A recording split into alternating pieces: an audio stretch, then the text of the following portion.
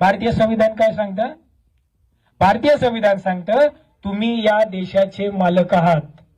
काय सांगतं? तुम्ही या देशाचे मालक आहात. मग मला सांगा, आपला देश चालवणारी माणसं आपण का तपासत नाही?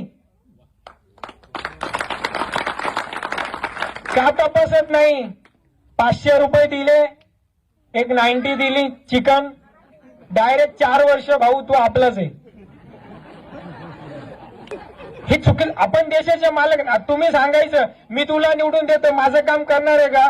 अरे आपण त्यांना निवडून ज्या वेळेस देतो त्यावेळेस तुम्ही त्यांच्या तिथे गेल्यानंतर तुम्ही फार एकदम गुडघ्यापर्यंत झुकता. काय गरज आहे? ते नोकर आहात आपले, तुम्ही मालक आहात. तुमच्यामध्ये ताकद आहे. 17 वेळा झुकायची गरज नाहीये. एखादा व्यक्ती निवडणुकीला आमदार झाल्यानंतर त्याची बायको, त्याची सून, त्याचा मुलगा, त्याचा पुतण्या, त्याचा अमका ढमका फलाना विस्ताना, तुम्हाला माणूस म्हणून किंमत आहे की नाही? तुम्हाला मतदार म्हणून किंमत आहे की नाही? किती लाचारी करणार आहात? किती स्वतःला विकले जाणार आहात? किती दादा म्हणणार आहात, अण्णा म्हणणार आहात, भाऊ म्हणणार आहात?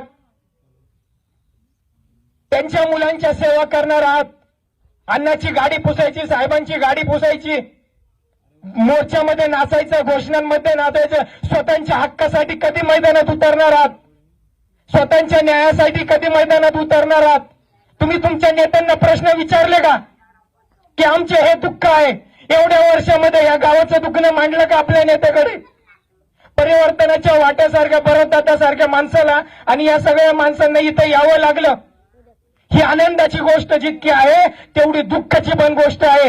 2023 मध्ये जिथं आपण चंद्रावरती चाललो, चंद्रयान 3 यशस्वी झाले, तिथे आपण इथे ग्रंथालयाची व्यवस्था नाही. प्रत्येकाने आपलं मन तपासलं पाहिजे. आपल्या आजूबाजूच्या नेत्यांना बोललं पाहिजे. सरपंचांनी याच्यामध्ये लक्ष घातलं पाहिजे.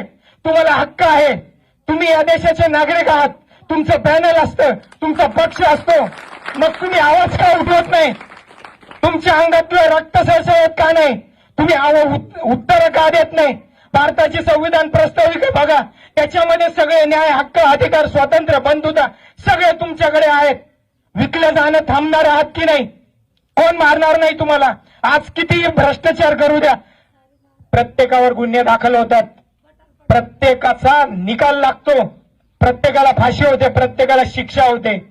त्याच्यामुळे घाबरायचं नाही. मी सगळ्यांना जाता जाता एवढीच विनंती करतो की हांजी हांजी करणं बंद करा. तुम्ही या देशाचे कोण आहात? जोरात कोण आहात?